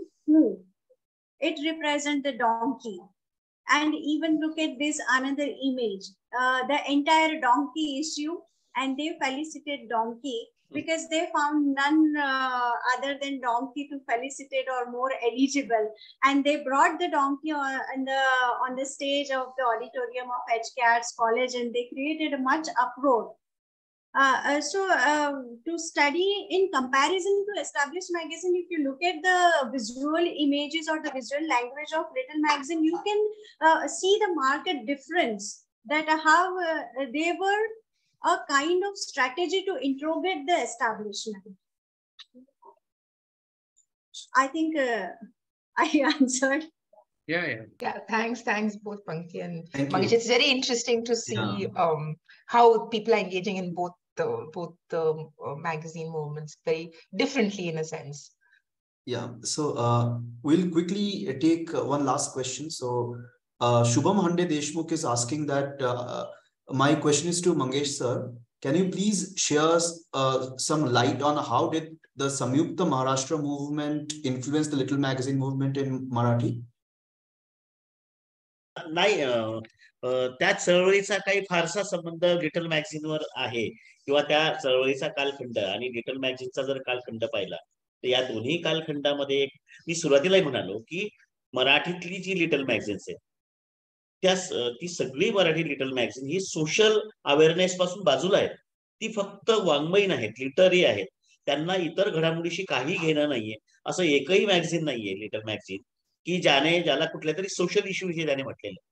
म्हणजे मुळामध्ये आक्षेप हाच घेतला जातो मराठीच्यावर की ती फक्त literary अंगानेच झाली. दलित मुवमेंटची जेव्हा राजा ढाले ही मंडळी जेव्हा आली त्यावेळेस पहिल्यांदा त्याच्यामध्ये सोशल इश्यूज आले, त्यामुळे प्रभाव पडण्याचा प्रश्नच येत नाही. यांना प्रभाव नकोच आहे, म्हणजे यांनी चित्रकलेचा घेतला नाही, यांना प्रभाव नको होता, यांनी अतिशय अज्ञानातून निघालेली लिटल मॅगझिन्स, असं माझं सरळ म्हणतो. फार क्वचित आहे की ज्यांना हा सेन्स होता. म्हणजे खरं तर कुठलीही आर्ट असेल, लिटरेचर असेल, ही तुम्ही ज्या समाजात राहता, ज्या समाजात घडतात, त्या समाजात घडणाऱ्या घडामोडीचं तुमच्यावर रिफ्लेक्शन झालं पाहिजे, किंवा तसं अपेक्षित असतं. कारण जर तुम्ही जगभरात दादाइझम जेव्हा सुरू झालं फ्रान्समध्ये, तुम्ही लक्षात घ्या सगळ्यांचं मूळ दादाइझम मध्ये. कशामुळे की आहे त्या व्यवस्थेबद्दल, आहे त्या समाज रचनेबद्दल, आहे त्या संस्कृतीबद्दल आम्हाला विरोध आहे, आम्हाला ते मान्य नाही, म्हणूनच त्यांनी मोनालिसाला मिशा काढल्यात ना. म्हणजे जे जगातले एक सौंदर्याचं प्रतीक मानलं गेलं, त्या चित्राला मोनालिसाला मिशा काढून विरोध प्रकट केला गेला. हाच धागा पुढे दलित मुवमेंट, दलित चळवळीने घेतला. त्यामुळे ते जे म्हणतायत की तसा कुठलाच प्रभाव, म्हणजे तोच काय, इतर कोणतेच प्रभाव घेतले नाहीत, म्हणजे हे त्या मराठीतल्या लिटल मॅगझिन चळवळीचं अपयश आहे असं मी म्हणतो. Sachin. Yeah. So he is saying that it does not have any influence of Sanyukta Maharashtra movement, and because little magazine movements, at least in the early phase, before Dalit movement began, did not show any social or historical awareness in Marathi. That's what he's saying, and that is what is expected from an artist to reflect the social and historical conditions. But personally, I feel that it may not have directly influenced it, but the questions of Marathi identity and the independent Marathi state seems to emerge in this phase of 50s after two states having a common Bombay as its base with common capital, and then it turns into something that you Bombay for Marathi speakers. So there is a politics of some sort of identity formation and questioning, and that is happening in the background. It's not directly affecting the little magazine movement. It can't be found directly. But I'm sure at the back, these questions of what does it mean to have a standard Marathi language, or what does it mean to have a standard Marathi culture, or what is Maharashtra, or what is Marathi, or what is modern Maharashtra. All these issues are at the back, and in the mainstream periodicals like Mouse, for example, another very important mainstream periodical, did discuss these issues at length. Means there were a lot of articles in Satyakatha and Mouse which discusses Sanyukta Maharashtra movement and the aftermath. Means I remember reading a set of discussions in Mouse, which is a sister magazine of Satyakatha. Means yearly magazine. It's an annual issue. And in Diwali issue where they bring out, there is a discussion on, now you have got modern Maharashtra after 1960. Now what? Means now all the dreams that you had of independent Maharashtra, modern Maharashtra, are now don't seem to actually get fulfilled. There is a sense of disillusionment with modern state, and that is a long discussion on this in Mouse Diwali issue, some years after 1960 when modern Maharashtra was formed. So it may not be directly reflecting in little magazines, but it's definitely there in being discussed in Maharashtra. मागोवा नावाचं एक magazine आहे नंतरच्या काळातलं, ती ज्याला आपण एक सोशल यासारखे जे आहे, तर नंतरच्या काळामध्ये मात्र हा जो आपण रिफ्लेक्शन म्हणतोय तसं काही नाही, म्हणजे अस्मिता दर्श असेल किंवा अस्मिदर्श आहे, तरी त्याच्यामध्ये आहे. पुन्हा मागोवासारखं हे आय थिंक कम्युनिस्ट विचारसरणीला जुळणार असेल, या लोकांनी केलेलं आहे. पण ज्याला आपण पहिल्या फेज मधलं महत्वाची जी म्हणतोय ना, तिथं काही नाही. आणि ते अगदी पातळ होतं, म्हणजे त्यात काही 4-5 पानाचे इश्यूज वगैरे असे होते शब्द. इट वॉज सायक्लोस्टाईल शब्द विच दिलीप चित्रे started with Ramesh Samarth in 55, with Arun Polat. There was a cyclostyled one, and then Dilip Chitre went abroad to Ethiopia and other places. So it doesn't reflect its times. So or social historical moments. Right. So Sachin, if you have any questions for Mangesh or Pankti, you can ask, I guess. Yeah, so my question is that I don't have a specific question because I am aware of the kind of things that they are doing. I want to congratulate both of you, both Mangesh and Pankti, for doing very important work, especially Pankti, because Gujarati little magazines are not well known. Means Marathi little magazines are known because of major Indian writers being from little magazines like Arun Kolatkar, Dilip Chitre, Nemade, and Dasar. These are 4 major Indian writers, not just Marathi writers. And they all have a direct connection with the little magazines, which they never disowned. Unlike Gujarati major writers who came from little magazine, but somehow don't speak about it, or I don't know if they are embarrassed about it, of their youthful activity or what, I don't know. But even Labshankar Thakur probably is. And later on, Prabodh Parikh has opened up recently about little magazines. But Shitanshu Yashaschandra is a major Gujarati poet who doesn't seem to talk so much about his involvement with Yahom, if I'm not mistaken, right? So Gujarati major writers have never been vocal about their association with little magazines, unlike Marathi ones or Bengali ones, probably. So I think we are taking a comparative view about these things. And एक प्रश्न फक्त त्याच्यात पुढच्या काळात घेता येईल की 90-उत्तर काळात जसं मराठीमध्ये बऱ्यापैकी 7-8-10 मॅगझिन सुरू झाले आणि एक छानपैकी सगळ्याच बाबतीत तसं इतर भाषेत काही झालं काय उदाहरणार्थ गुजरातीमध्ये तसं काही सुरू आहे का किंवा तोही एक विचार करायला लागेल. He has a very important question. He says that there was second phase or the third phase of little magazine movement after 90s in Marathi, where people, the writers like us, Mangesh and I, who were brought up on Kolatkar, Chitre, Dasar, thought that while we acknowledge their legacy, we want to go beyond that and look at the social and cultural realities that globalization has brought in front of us. And so we had a kind of little magazine movement with a different focus. And that also played a role in establishing the earlier generation writers like Nemade and Chitre. We brought out special issues on Chitre. I think Abhida brought out some special issues on Chitre and all. So in some way, there was some recognition by our generation of the earlier generation, which is very important for perpetuation of the legacy or in the place in canon. But something similar doesn't seem to have happened in Gujarati. And he's asking whether there are some similar things happening in other languages, like other Indian languages apart from Marathi and Gujarati. I think Bombay is a very important site that we should not overlook, which Marathi literature has. And that Bombay has always been a dynamic city which has brought out new things, always. So Bombay is at forefront of maybe culture in India, almost that kind of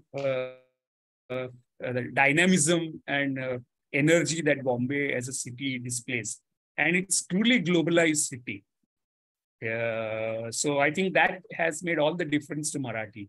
And it's a very interesting point that Mangesh said, because that would not be the assumption that one would make about Marathi little magazines, that Bombay was the center of it and not elsewhere. So that's very interesting. No, he makes that point. He also says that while there are some magazines from other parts like Vacha by Nemade, primary focus of Marathi little magazine has been Bombay.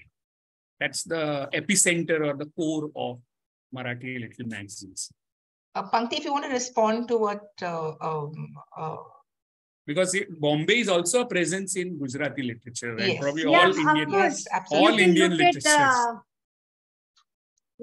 Because you can see that the poet like Prabodh Parikh, who is present in Ahmedabad also magazines, and he is the one coming out from Mumbai. He is there also. He's part of Ray also, and he's part of Sandarbh also, which was coming out from Mumbai actually. And Sitanshu is also very deeply connected with Bombay. From Mumbai, And I remember that first modernist poem by Niranjan Bhagat called Pravaldeep in 1955, which is a kind of Baudelarian in its outlook. He's Bombay based. Chal Bombay Nagri, Puch Vagarni Puch Magar, something. Exactly. So Bombay has been an important site even for Gujarati modernism. Yeah, because one Kavilok was coming out from that. Rajendra Shah was, he has their Kavilok from their one established magazine was. So initially only I mentioned that Mumbai, Ahmedabad, Surat were the primary centers of these little magazines. And Baroda, where you talk about Sangma. Yeah, Baroda, of course, this child. Mumbai, Ahmedabad, Baroda, Mumbai, and Surat. And only magazine I have taken up that is Drown, which was coming out from Rajkot. That is unlike other magazines and main centers of magazines. I have one question to both of you, Mangesh ji, aapko bhi aur Pankti as well. So during the duration of your grant or project with IFA, what archival challenges both of you faced, or rather, if any? So Mangesh ji, अगर आप पहले बोले कि okay एक तो शुरू में जो लिटिल मैगजीन मराठी में हुए हैं उसकी वो कहाँ मिलेंगी ये बड़ी समस्या थी। एक तो उनका जो स्वरूप था, तो जो एस्टेब्लिश लाइब्रेरीज है वहां होने की तो संभावना नहीं थी, तो उसे ढूंढना था ज्यादातर तो पर्सनल जो कलेक्शन होगा प्राइवेट कलेक्शन में, तो उसको ढूंढने में बहुत ज्यादा समय लगा। अभी भी कुछ इश्यूज मुझे मिल ही नहीं पाए लास्ट तक। उस वजह से सतीश कालसेकर जो एक उस मूवमेंट का हिस्सा थे, कवि थे मराठी के 60-70 कवि, उनके पास कुछ चीजें मिली। मुंबई मराठी ग्रंथ संग्रहालय वहां मिला, कुछ इंदौर जाके मैंने कलेक्ट किया। अच्छा। दिल्ली में मुझे मिला। तो ये जो कलेक्शन करना था ये सबसे बड़ा चैलेंज था मराठी के लिए, क्योंकि वो उसका आर्काइव इसलिए नहीं हुआ कि लोगों को उसका कोई वैल्यू ही नहीं था। यार ये क्या है, इसका 2 पन्नों का 3 पन्नों, किसी ने रखा भी नहीं है। जो सत्य कथा थे या मौज थे, जो भी अभिरुचि, इनके मैगजीन्स मिल गए कि ये यहाँ ये है जो एस्टेब्लिश है उनके, लेकिन जो नहीं है उसका तो कुछ भी नहीं था। तो और आपको एक इससे थोड़ी हटके बात बताता हूँ कि ये जो इस जनरेशन के जो कवि थे, जैसे कि कोलटकर हो या तुलसी परब हो, मनोरम, इन कवियों की किताबें भी किसी को पता नहीं थी। अच्छा, ये तो छोड़ दीजिए, तो ये किताबें भी जब 90s, जैसा कि हम सचिन, मैं, हेमंत और बहुत सारे हमारे दोस्तों ने जब मूवमेंट शुरू किया, तो हमको बताना पड़ा मराठी लिखने वाले कि भैया Arun Kolatkar is the biggest poet. हमको बताना पड़ा कि तुलसी परब इज द बिगेस्ट पोएट। खेल जो मैं पत्रिका निकालता हूँ, आज उसका 45 इश्यूज मैंने निकाले लास्ट 20 ईयर से। तो ये जो राइटर्स थे, जैसे राजा ढाले है, अरुण कोलटकर है, दिलीप चित्रे है, इन सब पे हमने इश्यूज निकाले, स्पेशल इश्यूज निकाले। उस वक्त लोगों, उस तो उनकी जो कविता संग्रह पड़े रहते थे, कोई नहीं लेता था। तो ये तो मैगजीन के बारे में तो सवाल ही नहीं आता कि वो किसी के पास हो, तो उसके लिए ज्यादा ये करना पड़ा। लेकिन वो इंटरेस्टिंग था। जो मैंने IFA के साथ में मेरा पहला अनुभव था और मुझे कुछ भी पता नहीं था। तो और मैं गांव से आया था, जब मैं पुणे में भी नहीं रहता था, अभी तो पढ़ लेता हूँ सारा, लेकिन उस टाइम बड़ी दिक्कत होती थी। लेकिन एक सुंदर अनुभव रहा।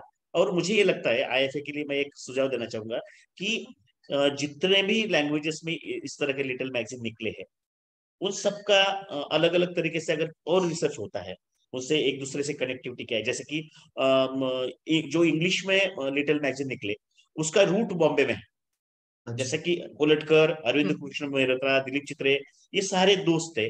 और जो एलन गिलबर्ग है वो बंबई आ चुके थे, तो इन लोगों की कनेक्टिविटी उनके साथ थी।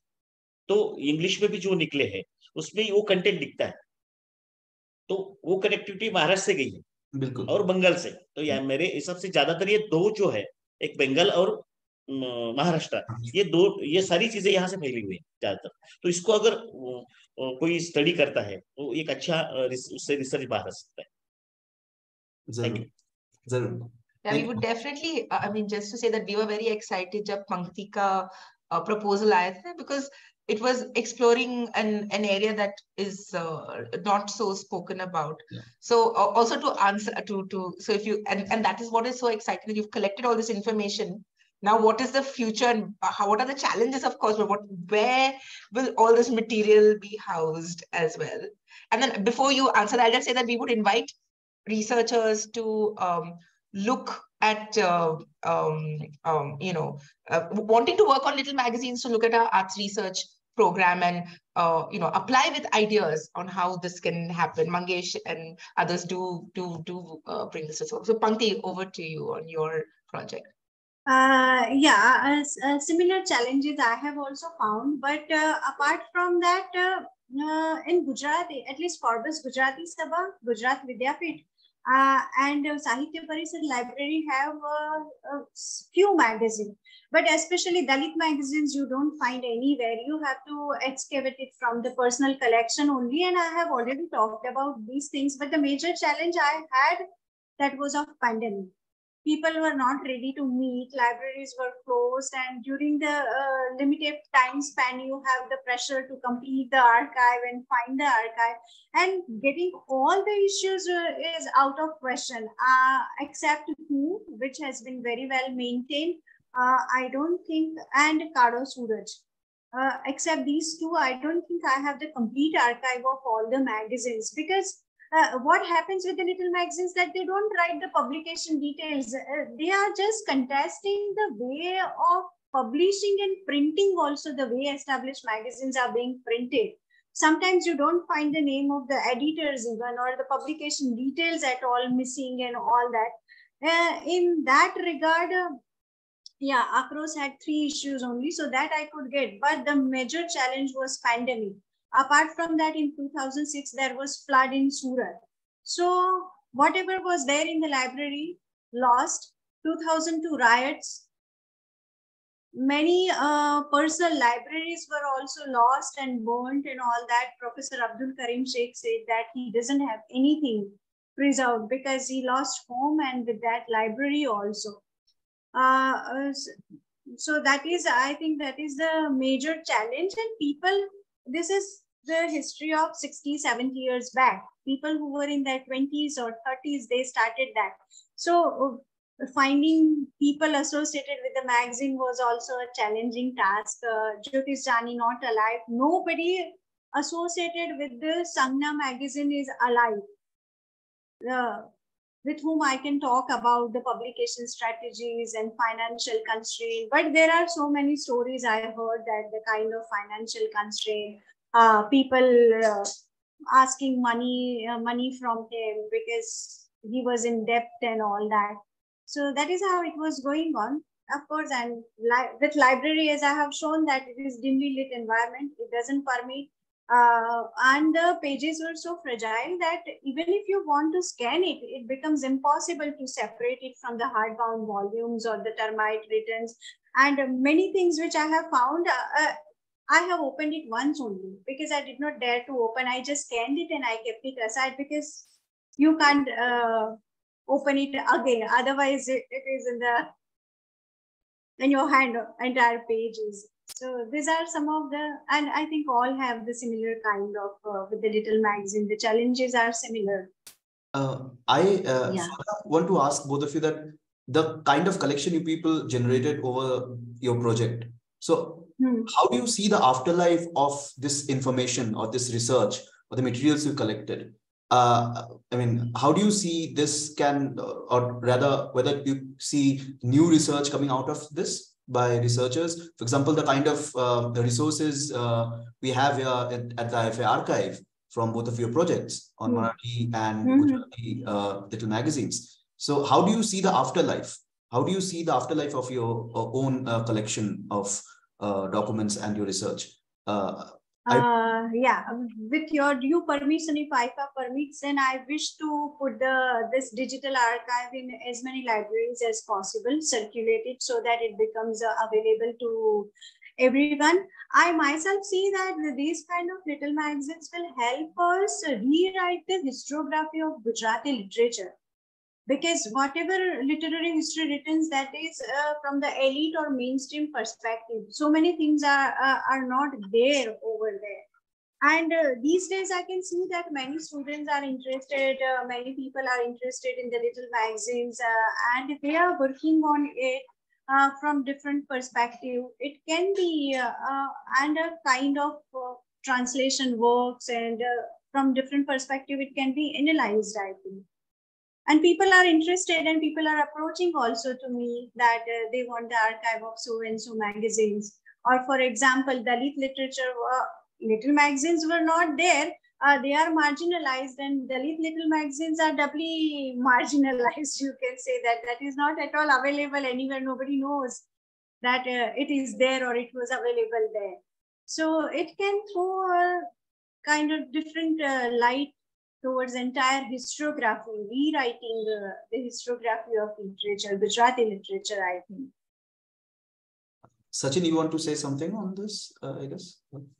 I think I want to first of all congratulate IIFA and thank you for providing space and research grant and motivation to these researchers on a very neglected area of our culture.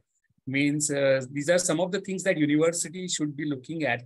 But I'm sure the state universities where I work in are not sufficiently have financial issues as well as kind of academic inclination as well is missing. So I want to actually acknowledge your role in digitizing this. And once it's digitized, then I think it becomes possible for researchers all over India and all over the world to look at these. Means I'm Anjali Nerlekar sitting in Rutgers may want to look at Mangesh Kale's issues when they are put up, and she wants to look at Pankti Desai's work.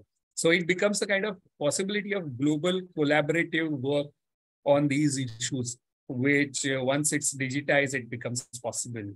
And also my students, some of whom are working on periodicals and little magazines, find this kind of archives very useful because it saves all the work that Pankti and Mangesh did. They can directly now study many things. So I think a role of IFA for providing platform is to be acknowledged for future of periodical studies, especially the ephemeria, like Pankti is talking about, that you don't want to touch them again. They are so fragile, and it's almost giving them new life. And global interest in modernist studies, as I was talking about in the beginning, after the digital turn and the digitization, is, I think, now Marathi and Gujarati little magazines are available for, it gives them global visibility for people. That is a big thing. Thank you, Sachin. And I mean, I'm happy to say this, that all the archival materials generated over Mangesh and Pankti's projects with IFA are with us at the IFA archive. And anyone who wants to refer or wants to see, they can come here at the IFA archive. And also some selected items are there, archival artifacts are there online as well at the IFA archive website. So I think what you said is actually right in terms of preservation. Digitization is the way to go. And I think with digitization also, we need to think about keeping the informations intact in terms of metadata and cataloging, which is also there. Right. So, yeah. These are the questions that I think in future we'll be deliberating upon, about searchability and metadata. Sure. And also to say that both Mangesh and Pankti are such important resources, right, in holding the history together, and that their research and their writing is also is as much a critical and also yours, Sachin, in continuing this research with other people accessing the archive, and of course continuing to write on such material as well. So thank you both, Mangesh, Pankti, and of course Sachin, your work as well with the literary world. Thanks to you as well for having me. Yeah, thank you. Thank you, both. Thank you. Both of you. Thank you, Pankti and Mangesh, and also Sachin. Thank you. Thank you very much. Yeah, we really appreciate three of you for such a captivating evening. I mean, and enriching us with such a great presentation and discussion. I'd also like to thank our audience, people who have participated over Zoom or over Facebook, and for being such a patient audience, was made this session actually fulfilling with their questions. And from all of us at IFA, a big thank you to the Indira Charitable Trust for supporting the IFA archive from its very inception and continuing to do so. So yeah, thank you. The IFA archive will be back soon with similar evenings. But before that, do join us for our next IFA project showcase, where the project supported by IFA are presented by the project coordinators. The next project showcase is by Vikram Iyengar. So do join us for that project showcase on Friday, October 27th at 6:30 p.m. So thank you, everyone. Thank you. Thank you. Thank you. Thank you. Thank you. Thank you. Thank you.